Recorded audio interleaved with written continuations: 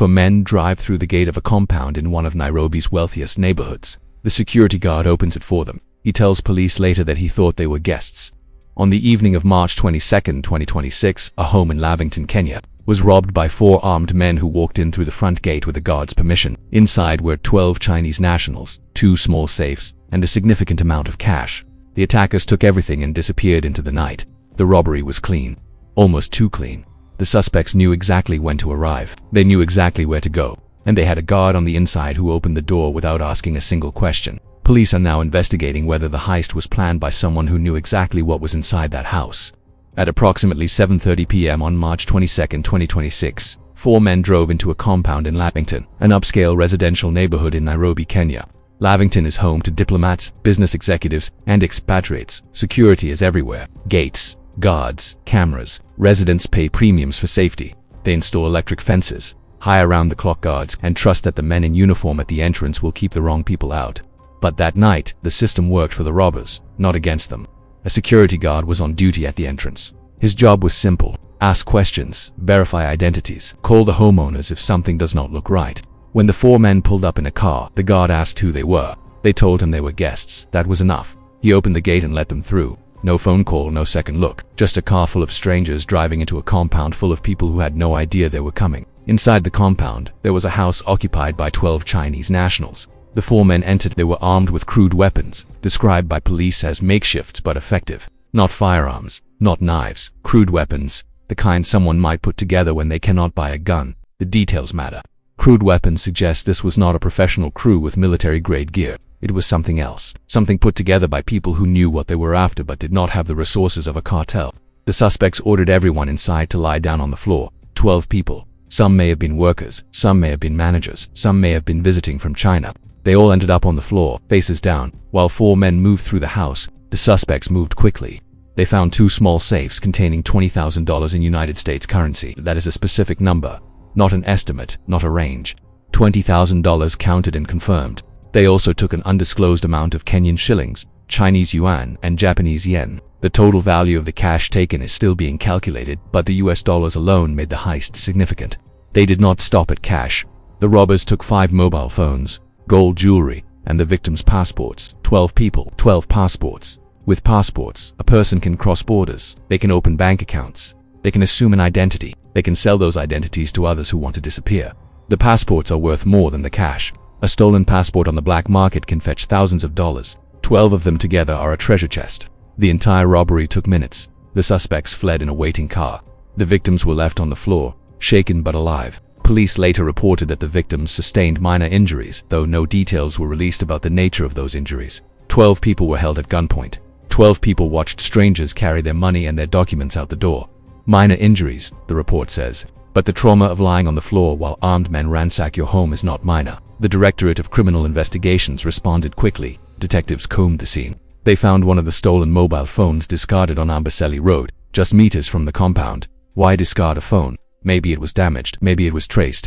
Maybe the suspects panicked and threw it out the window. Whatever the reason, the phone was recovered. But the suspects were gone. The investigation turned immediately to the security guard. He was the one who opened the gate. He was the one who let the men in without verifying their identities. Police detained him for questioning. In Kenya, security guards are often hired through third-party companies. They are paid low wages. They work long shifts. They are trusted with the safety of homes worth millions of dollars, but they are rarely vetted beyond a basic background check. This guard opened the gate. Now he is in a cell. Detectives are now working on a theory that the robbery was an inside job. In a statement to the press, police noted that such incidents often involve insider assistance. Someone knew what was inside that house. Someone knew when the occupants would be there. Someone told the 4 men exactly when to drive through the gate. The guard is the obvious suspect, but he may not be the only one. The 12 victims were all Chinese nationals. That detail has drawn attention. Kenya has a significant Chinese expatriate population, many working on infrastructure projects funded by Chinese investment. The standard gauge railway, the expansion of the Mombasa Port Highway projects across the country. Chinese workers live in compounds like the one in Lavington. They are paid in cash. They keep cash in their homes. They are targets. Houses like the one in Lavington often hold large amounts of cash because the banking system is inconvenient for foreign workers. Construction workers are paid in cash. Managers are paid in cash. Businesses operate in cash. And cash attracts attention. The timing is also notable. 7:30 p.m. on a Sunday evening. People are home. People are relaxing after the weekend. The guard is on duty but not alert. The suspects knew exactly when to strike. No arrests have been made. The suspects are still at large. Police have not released descriptions of the 4 men or the car they used. The security guard remains in custody. Whether he was a knowing participant or just a man who made a mistake is still unclear. Police are interrogating him. They are checking his phone records. They are looking for calls or messages exchanged before the robbery. The stolen passports are the most troubling detail. With passports, the suspects can travel. They can commit fraud. They can sell them to others who want to leave the country. Kenyan authorities are monitoring border crossings, but with 12 passports in circulation, the risk is real. A Chinese passport allows visa-free or visa-on-arrival access to dozens of countries. In the wrong hands, those documents become a way to move people across borders undetected. The victims suffered minor injuries but are alive. The cash is gone. The jewelry is gone. The phones are gone. And the passports are somewhere out there waiting to be used. The Chinese embassy in Nairobi has been notified. Diplomatic channels are watching. But in the world of stolen documents, the first hours matter most. By the time police found the discarded phone on Amboseli Road, the passports could have been anywhere. Police are asking anyone with information to come forward. But in a neighborhood where privacy is prized and gates are always closed, witnesses are hard to find. Lavington residents pay for privacy. They pay for walls and guards and cameras. They do not want to talk to police. They do not want their names in the papers. They want to go back to the illusion that a gate and a guard are enough. The 4 men drove in, took what they wanted, and drove out. The guard opened the door. The system worked exactly as it was designed, just not for the people inside. 12 people lie on the floor of a house in Lavington.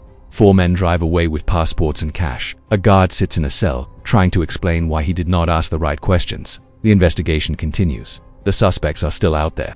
And somewhere in Nairobi, someone knows who let them in. The money is gone. The jewelry is gone. The phones are gone. The passports are somewhere out there, probably already changing hands in a market that operates beneath the city streets.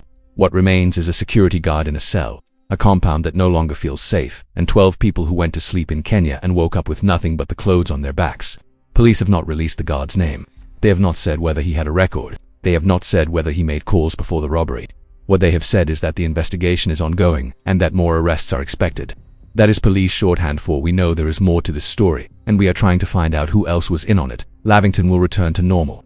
The gates will close. The guards will stand their posts. The residents will go back to their routines. But every time a car pulls up to the gate after dark, someone will wonder if the man opening it is letting in guests or letting in the next crew.